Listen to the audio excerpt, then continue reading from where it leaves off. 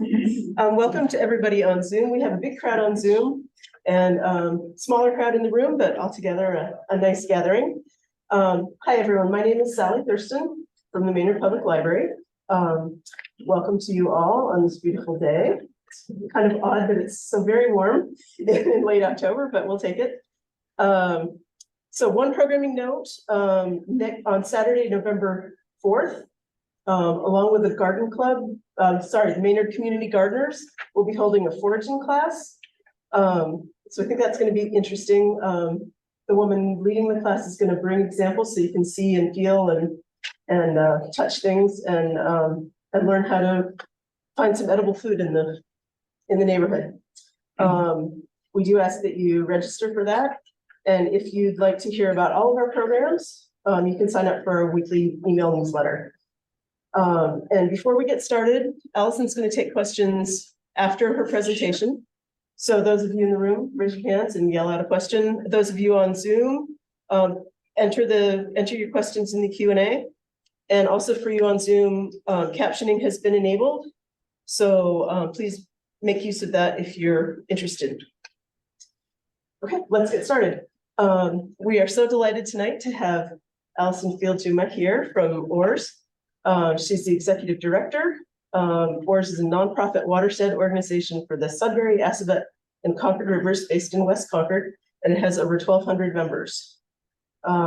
Alison has guided OARS work to rebuild the health of the three rivers through science-based advocacy, education, stewardship, and recreation since 2010. She is the chair of the Sowasco Wild and Scenic River Stewardship Council, serves on the board of directors and executive steering committee of the 495 Metro West Partnership, and is the chair of the Aquatic Invasives Management Subcommittee. This is the longest title ever of the Sowasco Cooperative Invasive Species Management Area, SISMA. And I believe that is the longest title I've ever had. You sound like a very busy woman. So we are so happy to have you here tonight. Welcome, Alison. Thank you so much, everybody. I'm really pleased to be here, and I am now, I admit, I have not done a hybrid presentation before, so bear with me. I'm going to get that going.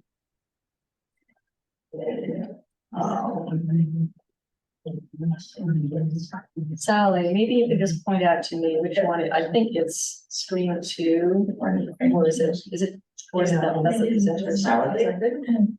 It makes it really hard to hear. Why don't you jump up to the front, Jen? We can't turn it on. You can't turn. I know. Jump up to the front, but It's just no, that it's broken. I know. Oh, I think not this.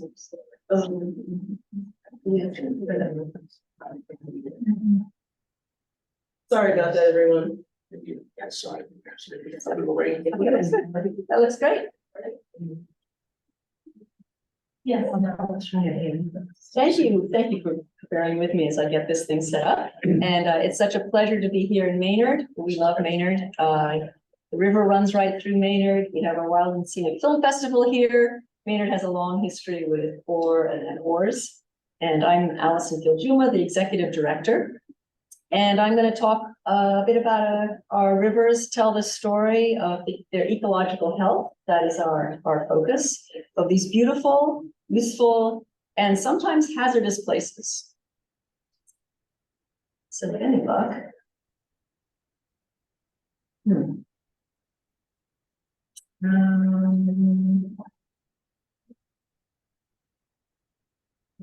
Minutes.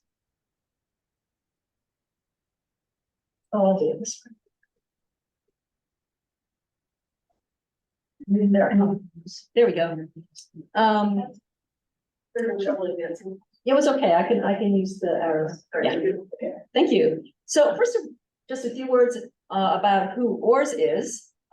We were founded 37 years ago as the organization for the Assabet River by people who were paddlers, rod and gun clubs, conservationists, people who loved walking along the river and were sick and tired about how polluted it was. It was known in the local press as the cesspool of Massachusetts, not a good look.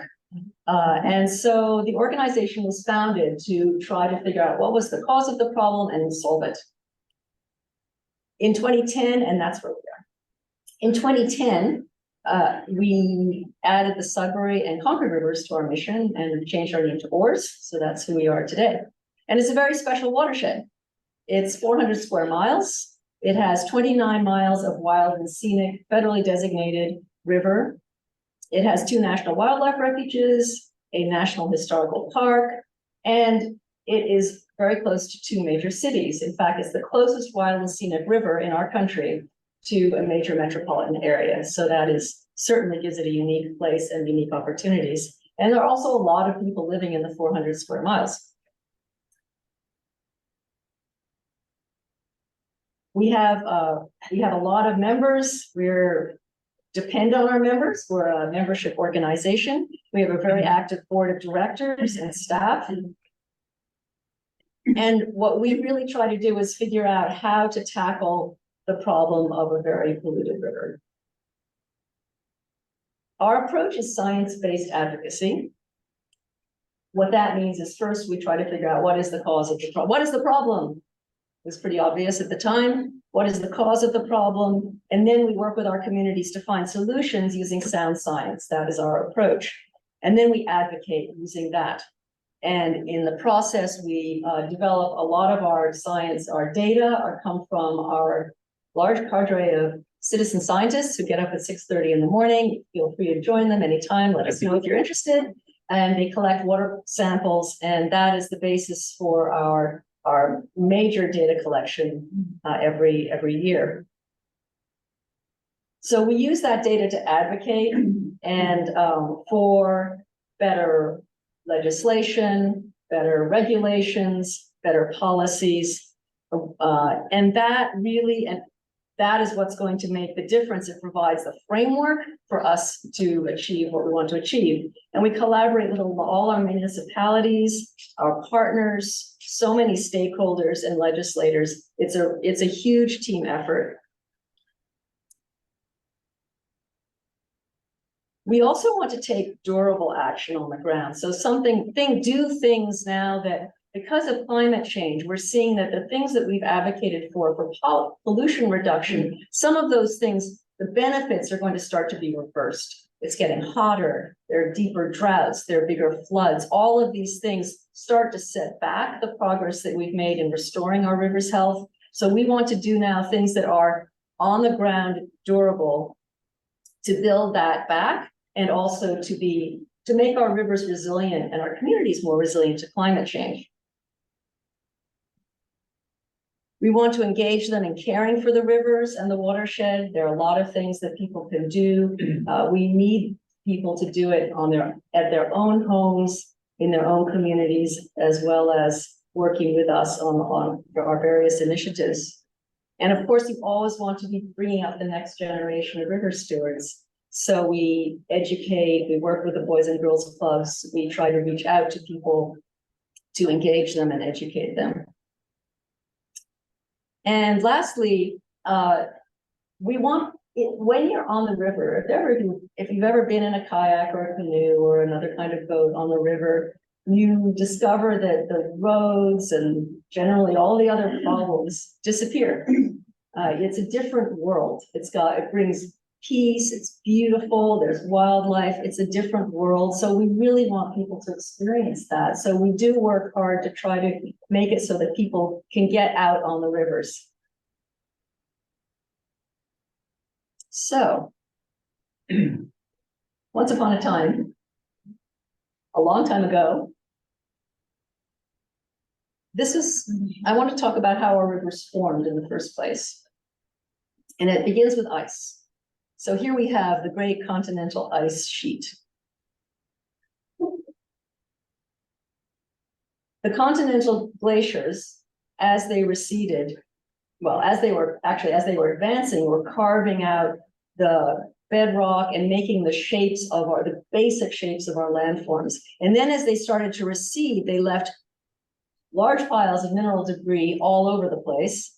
And in what they created as they receded were the sorts of landforms that we see today, eskers and kettle ponds and all those things. And in the meantime, they created 2 large lakes, which is why we have a lot of soils here that are actually from the bottoms of lakes. And these, you can see the lines there are the dams that were formed by all the debris that these glaciers had been pushing. And they formed Lake Sudbury and Lake Concord, which we don't talk about much anymore because they disappeared. And then, of course, it rained. And the rain went into the streams, and the streams went into the rivers and started to carve out those pathways.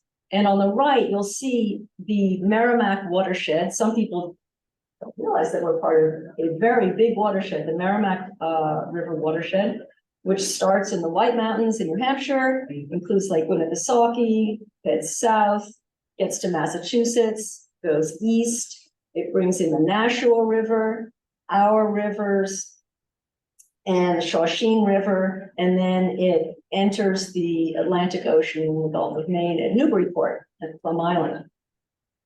So we are part of a very big system, and this is going to be relevant to what I'm going to talk about. Oops, sorry. Evolution. So even longer ago, before that ice sheet, various species were evolving. And these species that I'm going to show you here are ones that were ready to come up those new rivers that were being formed. And the oldest one is the lamprey. And the lampreys are one of the oldest species of fish on Earth. And they're kind of a living fossil, and they're one of the first organisms with a spinal cord. So they're really right in there. They're what's called anadromous, which means that they spawn in fresh water, but they live their adult lives in the ocean. So they live in the ocean, they migrate upstream, spawn, and then go back down again, like salmon. Oops. The next fish you see there with the yellow around it are the eels, and there's quite a gap there. They evolved, and I'm going to talk a bit more about them because they're such a fascinating story, but we find them in the Assabet River today. I don't know if Dave, maybe in cleanups, sometimes if you pull it, there have been all too many tires in our rivers, but when you pull them out, people have found eels just resting. It's sort of a good shape for an eel. So they rather like that. So we know they're there. There have been a lot of studies. We know there are eels in our rivers. Herring are the Alosa species on the left.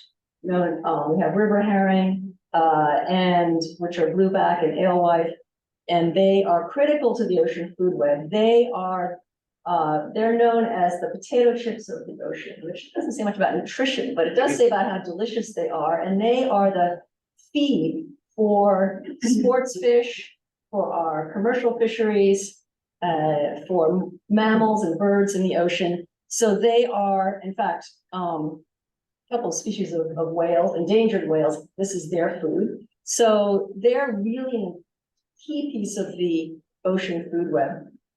And the last one, the biggest picture, is our wild native eastern brook trout. And they are, I think, particularly beautiful.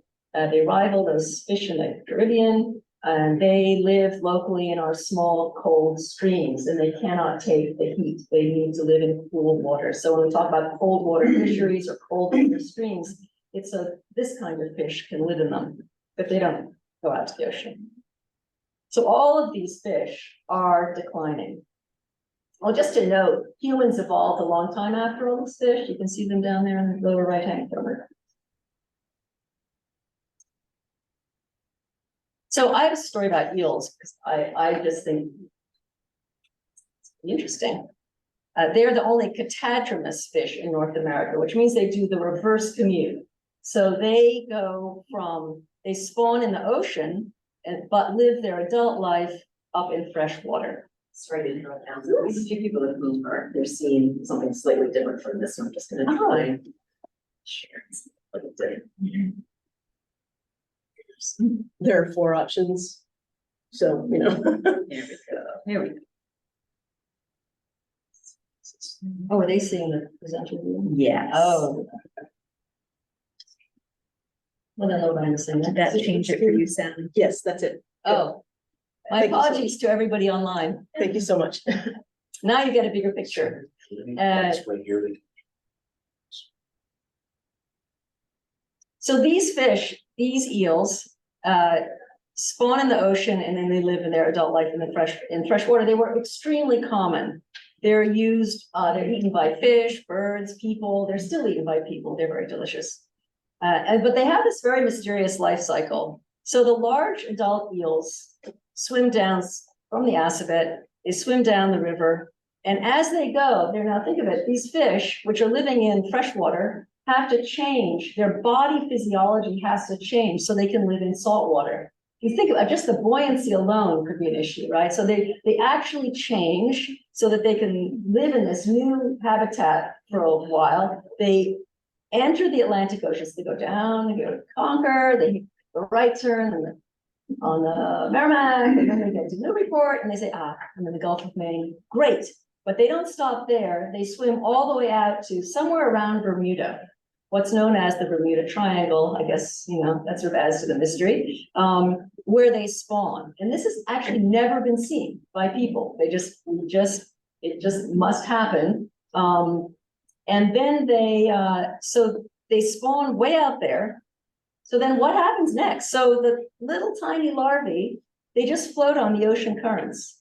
And because the currents come along and they sweep them up, and they sweep them up along the coast of North America, the East Coast, distributing them all the way along. And these little guys, they then are growing, and they turn into what are called glass eels, about 2-3 inches long. And they sense where there are rivers or estuaries. They can sense something in the water that's different, and they head that way.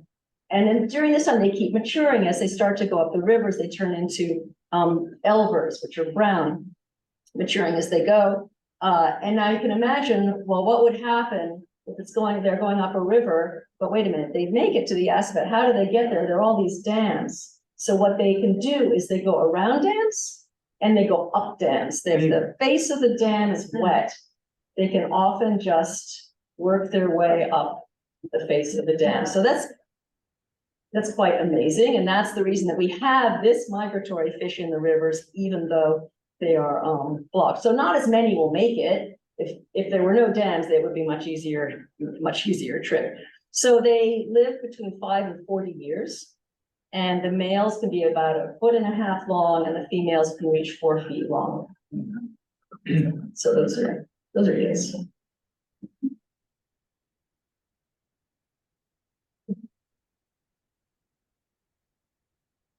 Then people came. We know at the Pine Hawk site from a wonderful presentation here by Kimberly Connors about that this is site in Acton. Pine Hawk is one of the oldest records of people in this area. And that was a long time ago. There's evidence they were eating. There was plentiful fish, shellfish, other wildlife that was eaten, cooked, and clearly also evidence that they moved to the sea and back and forth from those archaeological remains. So that means that the rivers were used as transportation routes. And also, courtesy of Kimberly, this is a more recent snapshot. This is the native settlements around the time of contact with the European colonizers, and the people who lived here were to some degree mobile. They may have had overlapping territories and made seasonal movements. But at this point in time, this is pretty much who was here, the Nipmuc and the Massachusetts. As far as we know, the records are not particularly good on this. And if maybe 200 years earlier, it might have been different people. 500 years before that, might have been different people. We don't know. But these were the people who shall we say, suffered the contact with the settlers. And then what happened? So our rivers became what we would call working rivers. They powered the early industrial revolution. I'm sure you all know about Powder Mill Dam here in Acton. that there were powder mills there, it powered them. There were several mills because they would occasionally blow up and they didn't want them all to blow up. So they would have maybe 6 or so of them and one would blow up and the rest would be okay. So it was not, no OSHA then. It was hazardous work, but these dams were everywhere, all over our landscape for production of all sorts of goods, providing power. And I think it was Thoreau who was known to say that even the rivers observed the Sabbath because the dam owners would raise the height of the dam on Sunday to hold back the water, to have enough water for the beginning of the week. And so the rivers would stop flowing at that point. So you can see an impact. So these rivers were dammed. They carried industrial and domestic waste away. And that had a very big impact. So this is a wonderful study done by Brian Donahue at local professor. And this was just a great title. I thought, damned at both ends and cursed in the middle. And that was the Concord and Sudbury rivers. And what this was all about.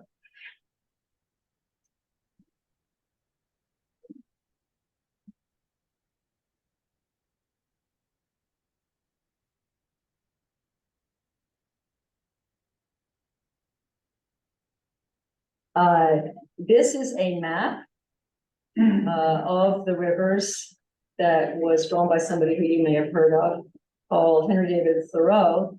Most people associate him with Walden and Woods, but in fact, he was really a river guy. He spent a lot of time on the rivers. He paddled on the Concord and Merrimack rivers with his brother. It was very, very important to him.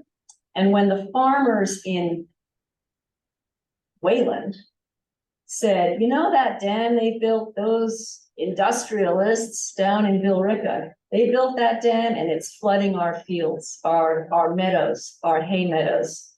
And we want them to take down that dam. So will you testify on our behalf? And he was a surveyor, among other things at the time. So he said, okay.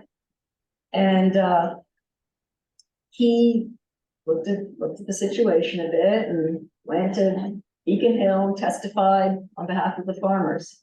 And then after that, he thought he wanted to know a little bit more about it, a little bit puzzled by it. So he disappeared for a while in the Widener Library. And when he emerged, he was a citizen scientist of hydrology. He taught himself hydrology. And then he spent a few years observing the rivers. And he took measurements and he looked at this and he looked at that, looked at the flow of sediment, looked at what happens when it floods. He noticed that when water came down the Assabet River from a flood, it carried sawdust with it because of all the mills, all the trees that were being cut up there. And so all the sawdust came down the river. And then at the end of the flood, there were sawdust rings on the trees upstream in the Sudbury River. So clearly the river had gone backwards. It had come down and gone upstream because the Sudbury River was so flat. He's like, why is this happening? So in the end, he decided, based on all the data, and this is a map, this scroll map. It's really long, 91 inches long. This is his actual profile map he made of the rivers. And he determined that, and this holds today, that in fact, it was not the Billerica Dam that was causing the problems for the farmers. It was, one was a tremendous amount of land use change and the erosion and the sedimentation of the rivers that was happening, that was starting to create sandbars and sort of natural dams in a sense in the river. And that was slowing the river down and making it flood. And the other thing was that lots of roads had been built with lots of bridges with abutments that went right up to the river, especially Route 2 here actually was one who really focused on, wasn't called Route 2 then. And that was the cause actually of the flooding in Wayland. So that was his contribution to river science. It's a wonderful book called The Boatman, if you're interested in that kind of thing. That details his process. So you know, when I think about it, is really one of the first environmental impact statements and studies done, because it looked at what was the environmental impact of this dam. So now more to the closer to the present. This is basically why OARS was founded. There was a lot of municipal waste going into the rivers. It had a very high phosphorus content, which is what we found out from all our water quality monitoring. And so we needed to do something about it.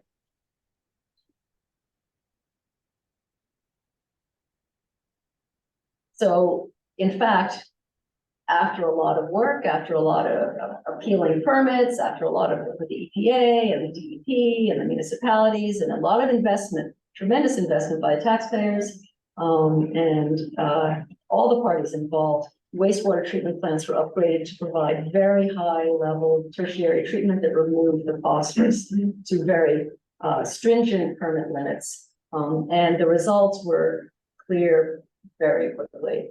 You could see that there was no longer complete covering of duckweed, and we were able to start really using these rivers for recreation rather than, well, avoiding them.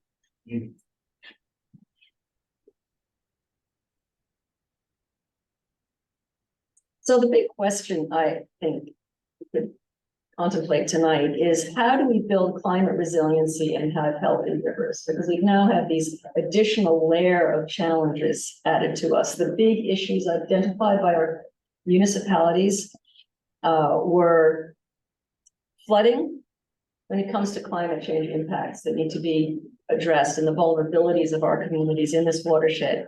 They were flooding, drought, extreme storms, and heat. Okay, all of those affect rivers, or rivers affect us through those means. So this is just a map. This is the FEMA. This is the flood insurance rate map, and it shows the 100-year flood is the turquoise. The striped one is the floodway. So that's really where water would flow in a flood, and then lateral flooding through the turquoise areas, and then the orange is the 500-year flood. The 100-year flood means it has a 1% chance of occurring in a year. So it's really just a statistical thing, but it's very useful for planning and for regulation. The Wetlands Protection Act relates to this, so conservation commissions use it. One of the interesting things about Wayland is that the worst floods they've had have been not when they've had the biggest rainfall. It's been when they've had a very big rainfall followed by another very big rainfall before the first one was able to clear. So in fact, they get a flood on a flood.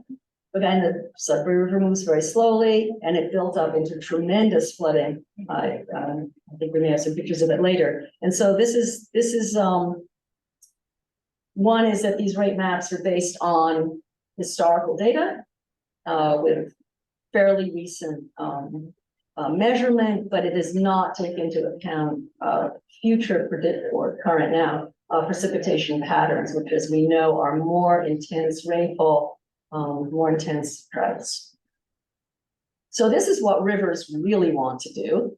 This is a marvelous map of the Mississippi River. This is just a soils map, and this shows how the soils have been deposited over time and how much the river has moved. So how do we reconcile intense land use with rivers? So we would say, give them more room and remove the barriers.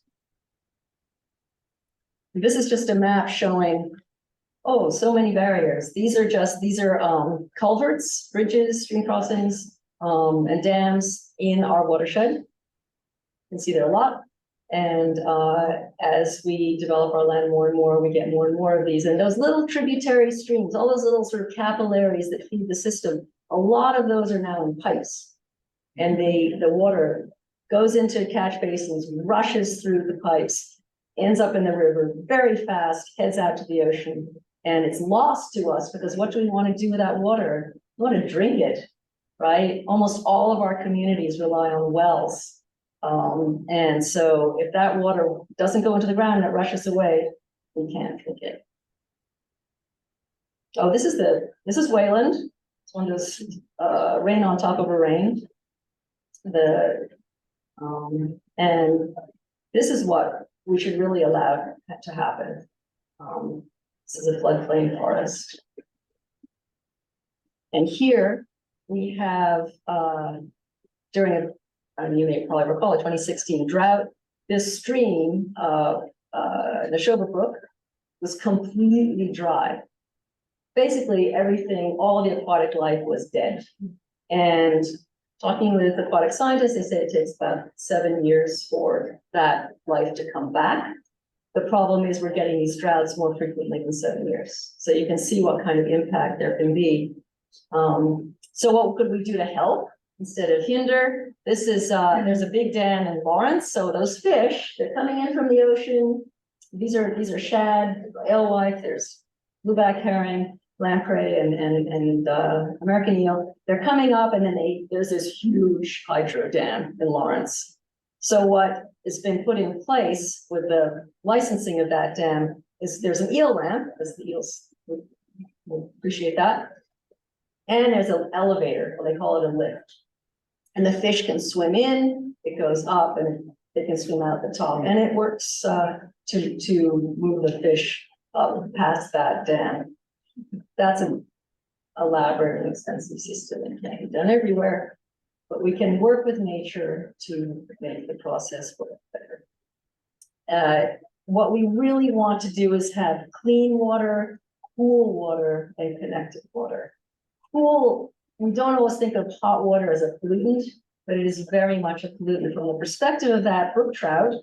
We can't take a lot of our trout. We measure the temperature in our streams. A lot of the cold water streams are starting to get close to that limit for those fish.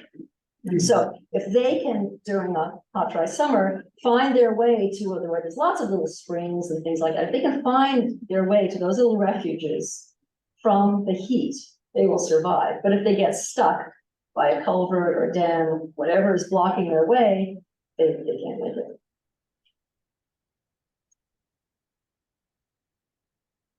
So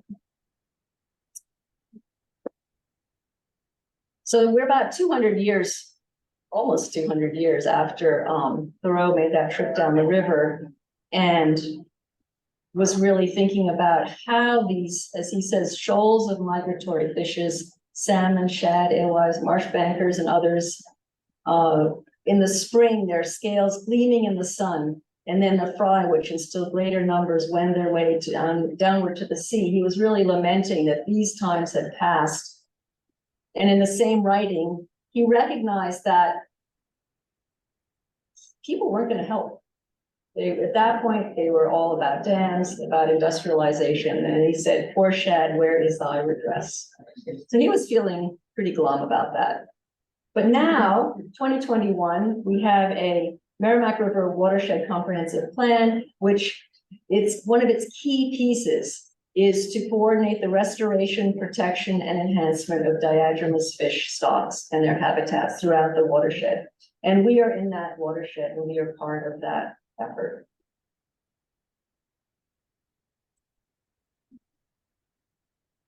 So I wanted to just say just a couple things about dams, because it's not obvious how these dams affect our rivers. A lot of people think that a dam will reduce flooding in one way or another. None of our dams do that, because they're what called run-of-river dams. What comes in from upstream is what goes out downstream. It's like a speed bump is what happens. Say, like your cars, when they hit a speed bump, they pile up, but it's the same number of cars in the end that go down the highway after the speed bump. But in the process, you've got a traffic jam. So you've got degraded water quality because it's been held back by the dam. There's more sun coming on it in the summer. It gets hotter, oxygen levels go down. It catches sediment. You start to get a buildup of a deep sediment that's full of nutrients. So you get a lot of aquatic plant growth that you don't want. So you're getting really bad conditions upstream of the dam. And of course, downstream, the fish can't get any further. And so they can't migrate to where they're going to breed or get refuge from the drought and the heat. So that's a fundamental problem we have with dams. And so what are we doing here as OARS? Why did we decide to take this on? I like this quote from a colleague, a fisheries biologist. There's not one thing any of us in resource management can do that will restore fish and aquatic habitat faster than removing a dam. And so what we've done is we pulled together a technical advisory committee to look at all the dams in our watershed and evaluate them and prioritize them based on their ecological impact, and then also their condition, the hazard rating, and then we taking that prioritization and we're putting into action plan that we can then go and talk with the owners and our communities about to see of the priority ones, what can be done about them. So this really gets us to be a durable response. This is what we want, something that's going to be there. If you fix a dam, you have to keep maintaining it. You have to keep managing it. If you take it away, no liability, nothing, it's gone. It's a permanent solution. But we also know that dams create ponds and lakes and impoundments that people value. It's their sense of place. They like the placid water. They may like the pond kind of wildlife, which is not river wildlife, but it's different. And also for the history, our industrial history, there's some wonderful stonework and just the story of our industrialization. So those are very real values that people have as well. But as you can see, they degrade the water quality and the biodiversity, among other things. And not to mention, if they break, it can be catastrophic. So you get a tremendous flood risk downstream of any dam, more so when there are houses or businesses or infrastructure downstream. The other thing about these dams is if it's not, it's full. These dams are full pretty much all the time. So that's a floodplain that is full. It's not available. So if you take the dam out, what you've done is you've created a much bigger floodplain to absorb those storms as they come down. And so that is a real advantage. So you reduce flooding upstream, you reduce flooding downstream. So a lot of people are just going to end with a few pictures of, because people want to know, like, okay, if you take a dam out, what's it going to look like? That's a fair question. So just a couple of slides. This was Sawmill Dam. This is what it looked like before it was removed, and this is only 6 months later. You can see that it is hardly a patch of mud. It greens up very quickly. I don't know if they seeded this or not, but there's a lot of seeds in the sediments of any impoundment, and so you get a pretty quick coming back of nature that is healthier and biodiverse. And you can see after 2 years, this is what it's starting to look like. So I wanted to end with just, this is another image of the Mississippi. I guess the question is, how does this story of rivers end? And that's really up to us. Rivers need to move and to flow. So we need to give them the space to do that and take out the dams where we can. And so that when you put your hand in the river, you can feel it actually flowing. So thank you very much. And I'm happy to entertain any questions you may have. Thanks, Alison.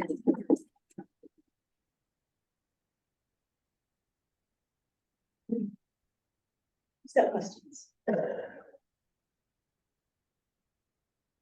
Can you tell me where that handicap dock is in Maynard, Yeah, so do you know Ice House Landing?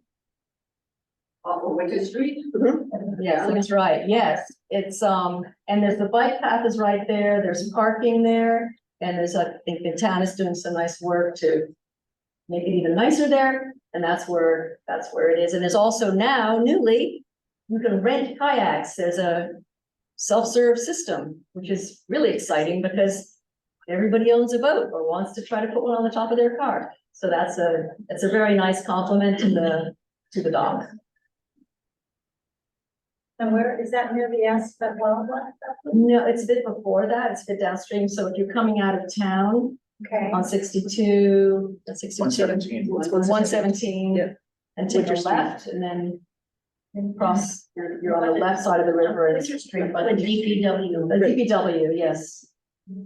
And also we have, maps for recreation, river maps, we have some here. You can, feel free to take them and we have them online. And that shows all the put-ins and like how much parking there is there and how long a walk it is to get to where the water is and all those useful little details that can help you, you know, make it easier. Any other questions? Any online? There are no questions online. Let me encourage people. So I came in kind of late, but you were going through the fish that are, I guess you were talking about the Assabet or the Sudbury? Those are fish that would have been in the entire watershed, Sudbury, Assabet, and Concord rivers in the past. Okay. Is there They are anything? known to be there. They are known to have been there, but the ones that, apart from the eels, none of those are here currently because they can't get past the dams. I was surprised how many dams there were. There are a lot of dams, and this is because that was, you know, that was how everything was powered. If you had a sawmill, if you had a grist mill, if you had any kind of small industry or big industry, look at, and you know, even here at Ben Smith, that's one of our larger dams here on the Assabet, and that whole complex of factories developed there around it. So that was the way things were done. But they don't serve any purpose anymore. They're not producing power. Yes. So what's the process of trying to, you know, to take down a dam? That you approach the town or Was it state? yeah? Well, it depends on the dam, depends who owns it. So it's really up to the owner. Some dams are owned by towns, some are by private individuals, some by the state. Just about every type of, and then there's ones that nobody can figure out who owns them, really. And so then it's up to the owner to decide that they would like to have it taken down or take it down. They have liability, they need to have insurance on it. If it's not in good condition, they probably got a letter from the Office of Dam Safety that tells them to repair or remove it. And there are many reasons to want to take them down, but it's up to the owner. And then, of course, it really helps to start working with other people to try to figure out, have the community engaged, find the money, which is a big part of it. There's a lot of studies that are done in advance of taking down a dam. You have to study where are the wetlands, what are the sediments like? Are they contaminated? What are the infrastructure around it that might be affected? There's lots of studies to make sure that it's done right. You know, and make sure that every possible negative thing that could happen is minimized. So that takes time, it takes expertise, it takes money, and then of course you have to pay for the actual equipment to come and do it, and then usually have a bit of monitoring afterwards, monitoring for invasive plants, and just making sure that everything's working properly. The permitting process is quite lengthy. And, yeah. And the two pictures that you showed of dam removal look like they were fairly small dams. You know, so I can see, but now you take something like a Ben Smith dam, I mean, it doesn't look like it, which is quickly turn into a beautiful green meadow. Well, actually, you know, it's interesting. I don't know if any of you noticed this when Powder Mill Dam, he had a breach and he had to drain the impoundment in order to fix the dam. And it was interesting because it's not as big as the Ben Smith impoundment, but it is quite, you know, still quite substantial. And it was just fascinating watching it almost immediately. All of that exposed mud turned green. And it was that way for a few years while he was fixing it. And, you know, plants grew up and in fact, I think it may have sort of settled the sediments out a bit so that they weren't making the water quality as bad. So that does, and usually almost always you will take out some sediment just where the channel would be. Sediment, if it's contaminated, is very expensive to deal with. So something like the Ben Smith Dam, I mean, there was a big study done of all the dams on the Assabet by the Army Corps of Engineers some years ago to look at. It was actually a sediment removal and dam removal study to see would that improve water quality. Well, the answer is yes, but the sediment removal was phenomenally expensive. And it would only start to fill in again, so that was really not seen as a choice. The dam removal is very complicated because you do things like you would affect the water level, right, obviously, and that could affect the groundwater level. And if people have wells, that might affect their wells or their firefighting ponds, like in Stowe, where a lot of people in the town rely on surface waters and groundwater for things that other places don't. So those would all have to be studied and figure out, well, what can we do so that that isn't a problem?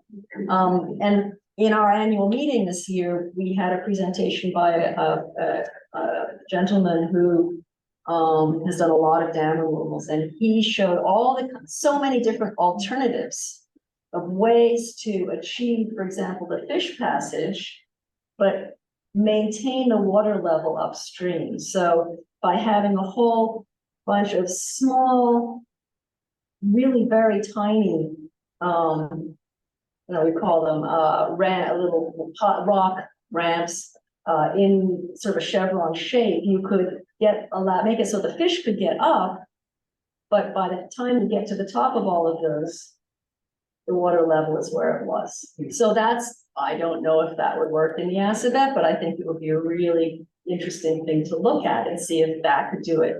Another way it could be done is you can sometimes, some places, if you have enough room, make a bypass.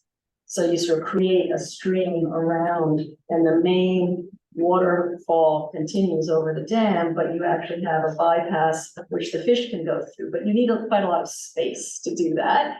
A lot of dams don't have that space around them. So there's ways to do it. But I would say that fishways as such, fish ladders, are not a very good option in general. They're extremely expensive.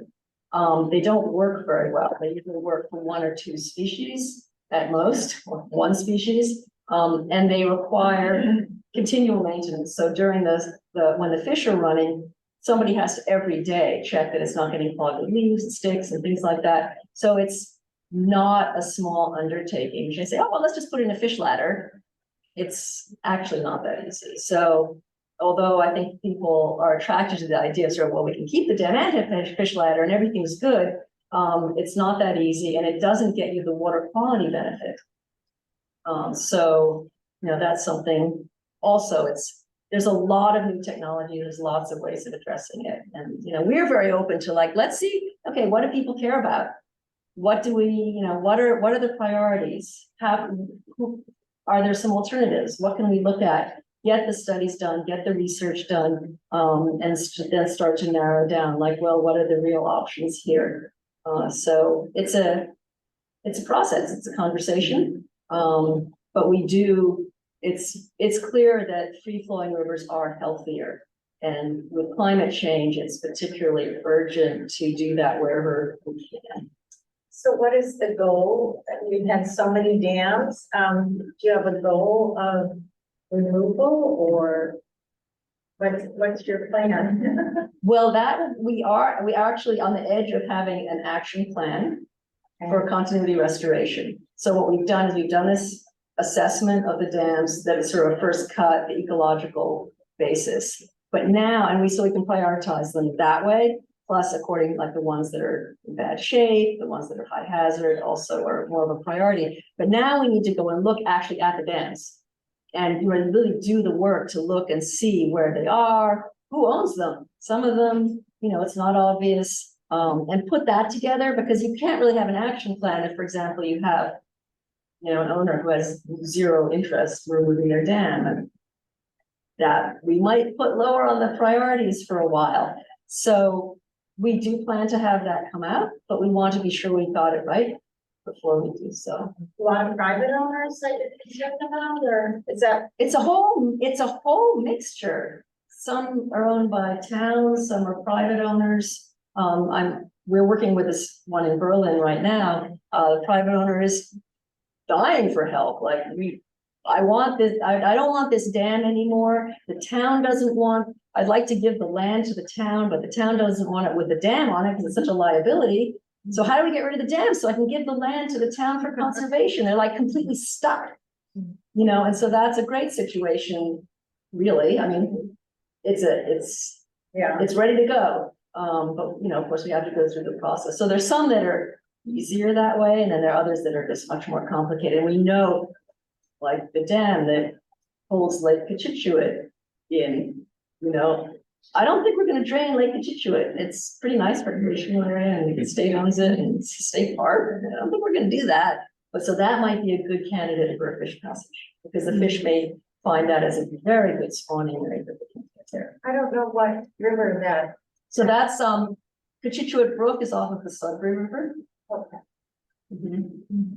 There's a question online. Yep, it's from Adelaide. Will maps of the put-in points be available at the library? Yes, you can Yes. keep them. We have a bunch of flyers here that we can distribute, yes. And it's also online on our website. It's like that version. We have some comments, not questions, but comments.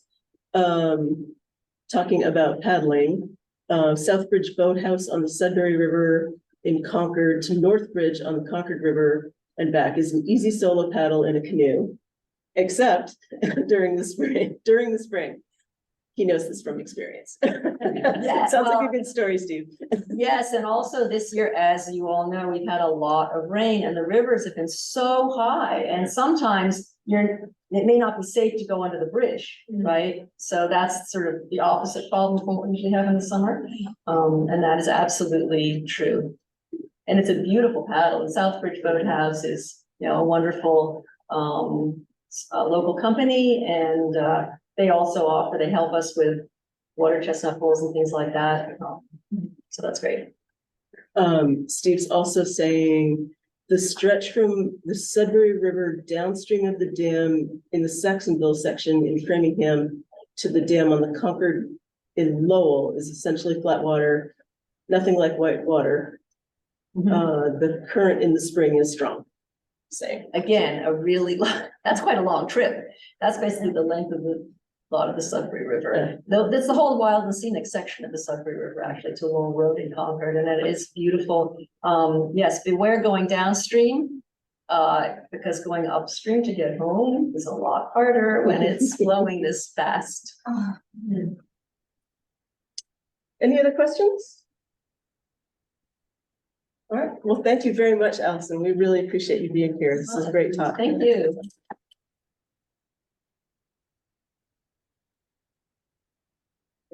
I'm going to end the webinar. Thank you, everybody on Zoom.